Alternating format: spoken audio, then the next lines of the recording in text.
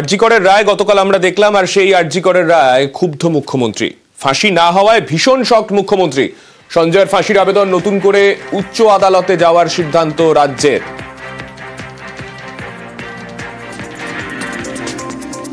আর x স্যান্ডেলে এই নিয়েই ক্ষোভ প্রকাশ করে মুখ্যমন্ত্রীর পোস্ট। আরজি করের জুনিয়র ডাক্তার ধর্ষণ ও খুন মামলা আদালতের চোখে বিরলের মধ্যে বিরলতম নয়, এটা দেখে আমি ভীষণ শক।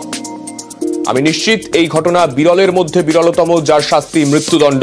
কি করে এই রায় দেওয়া হলো যে এটি বিরলের মধ্যে বিরলতম ঘটনা নয়? দুর্ভাগ্যজনক ও সংবেদনশীল এই মামলায় আমরা মৃত্যুদণ্ডই চাই।